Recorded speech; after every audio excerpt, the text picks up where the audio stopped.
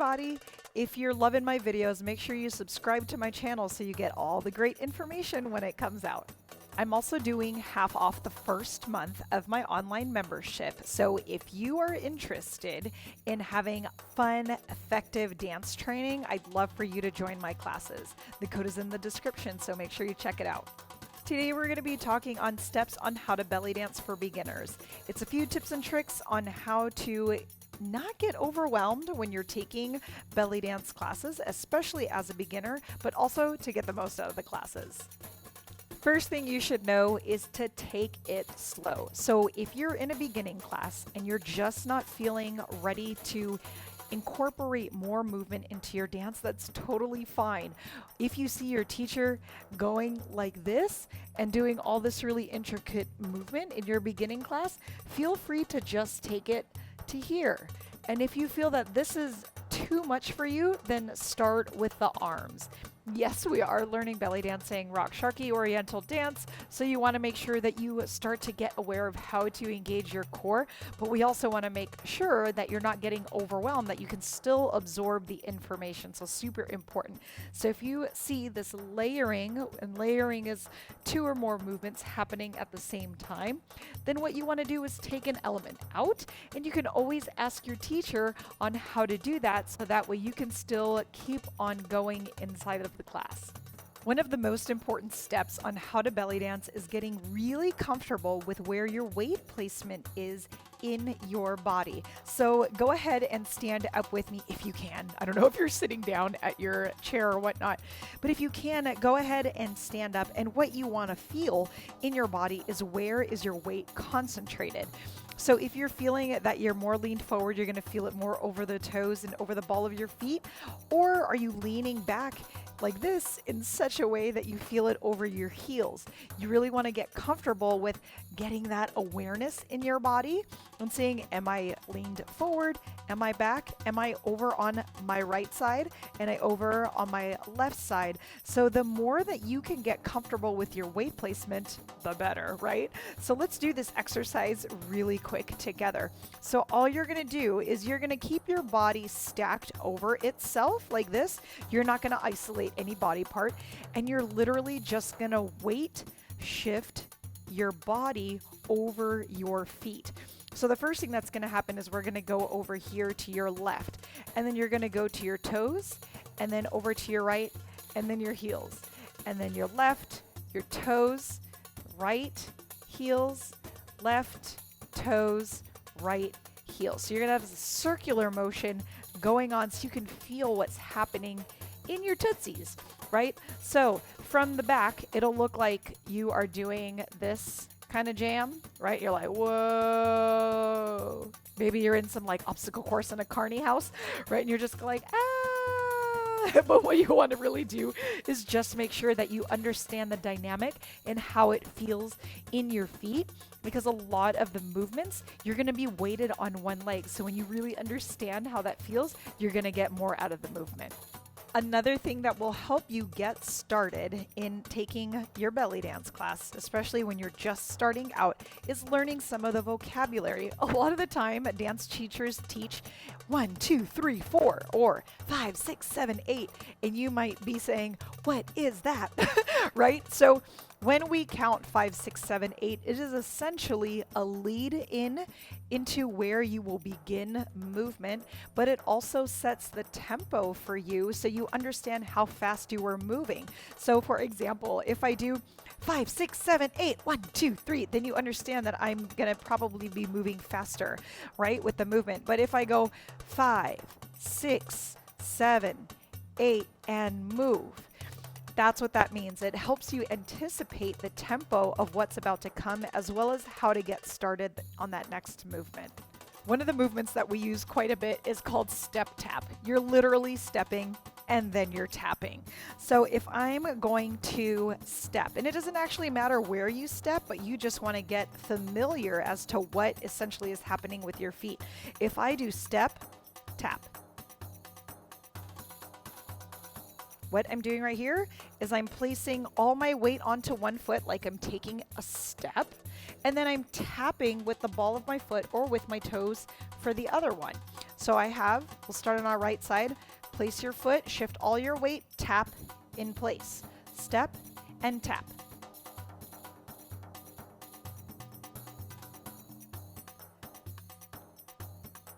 And then you can even step, tap, step, tap, step, tap, step, tap. So the key here is that when you step and then you tap, the foot that you're tapping with, there's no weight shift on there. So that way you know that this leg is free and you may be able to move that foot next in your sequence of movements. Another beautiful vernacular that we have is the lift and the drop, or the up and the down.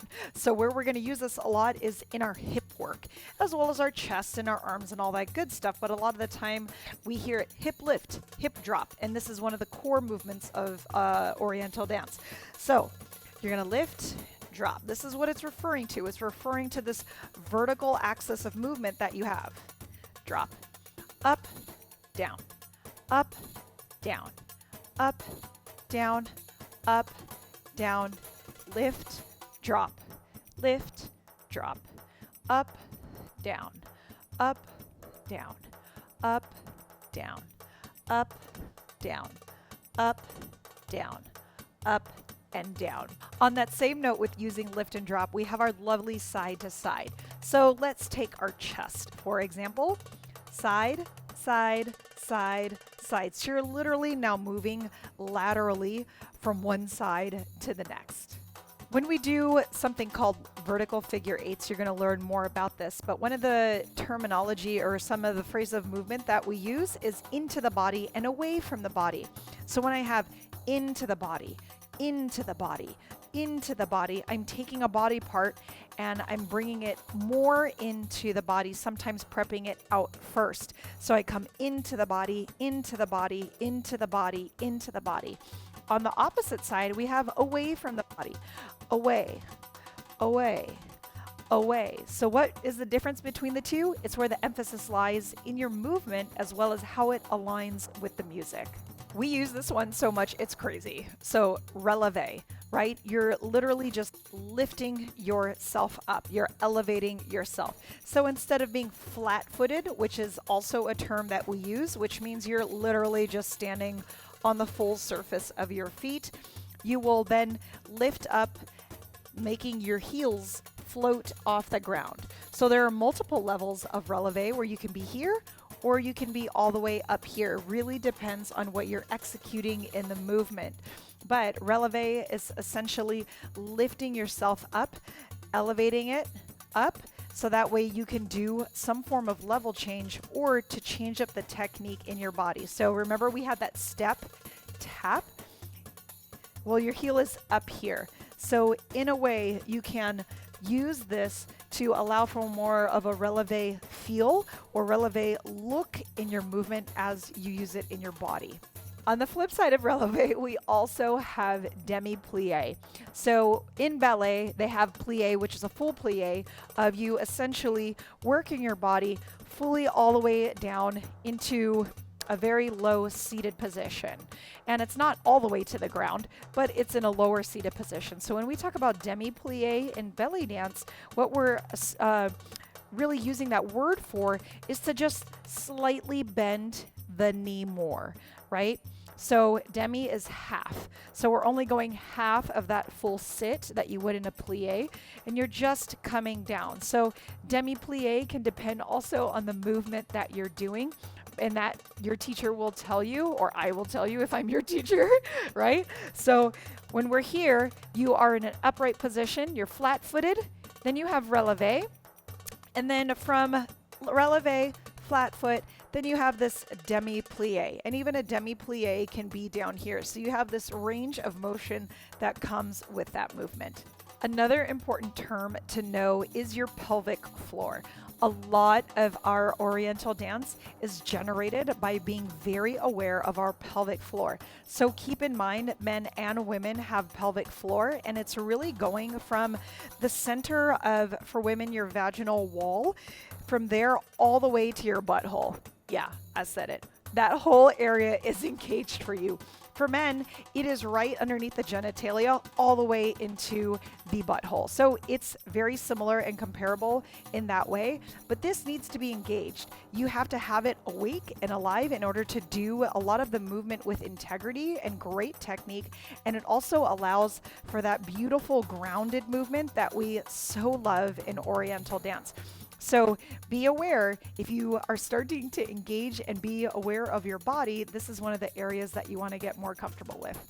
Now let's get familiar with the basics. So some of the basics of Rock Sharky will look a particular way in general across most bodies, but you may not understand what that should look like at first. And it's really good if you just do a little bit of preparation for your class. You head on in so that you just have a basic understanding of what it is. If you don't, that's totally fine. It is up to your teacher in order to explain that to you so that way you feel prepared when you start learning these movements. Some of the basics will include undulation.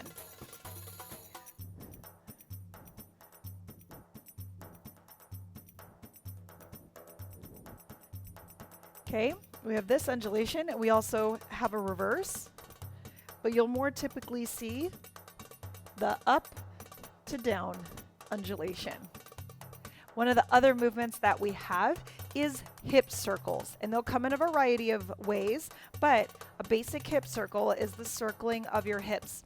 Remember how earlier we weighted our body and we went with this full rotation over our feet? You're just going to isolate your hips and do that over your feet, so that way you get that hip circle. So this is an external hip circle versus an AMI, which is more of an internal hip circle. So we have this circle, and then we have this circle. One of the other movements that we so love is our beloved shimmy. So shimmy is just a movement that is double time of the tempo, but in a controlled fashion that it allows the rest of the body to kind of be affected by it to some degree. So we have our beloved knee shimmy where we feel like we're running in place. Yeah, you have a shoulder shimmy. You also have a hip shimmy. So just being familiar with what a shimmy would look like is really beneficial to you. We also have our beautiful hip lift and hip drop. So if I'm doing a lift, my hip is coming up on the beat, up, up, up. Now I'm going to switch to drop.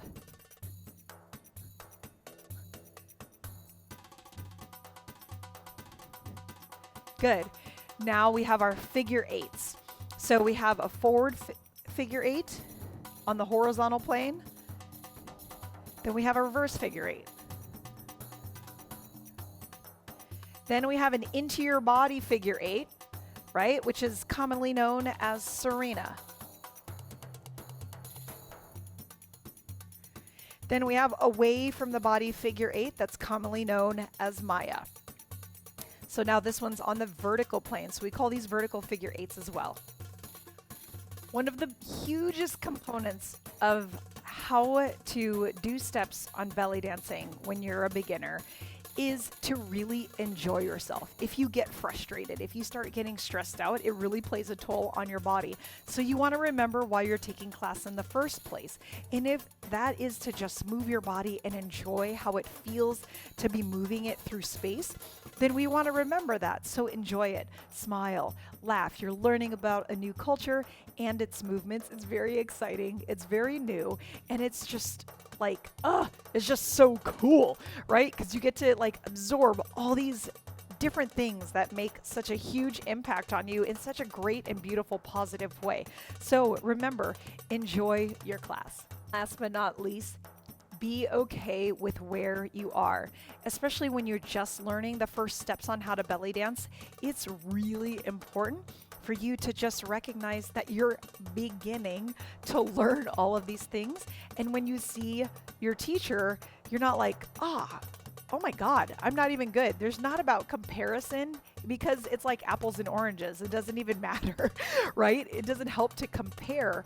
The only thing that you're looking for is how can I replicate those movements on my body so they look great on me and do the art form like solid, right? So when you are studying, Just make sure that you are okay with where you are. It's okay to mess up. It's okay to succeed. It's okay to be highlighted in your class. It's okay to ask questions.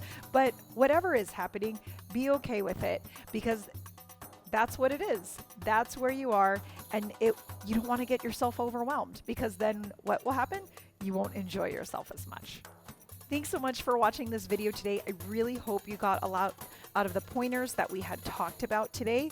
If you're not already subscribed to my channel, make sure you do so that way you don't miss out on any videos, because then you'll get notification. And if you're interested in taking my online belly dance curriculum, make sure that you check out the description for the code to get your first month half off. Thanks so much, everybody.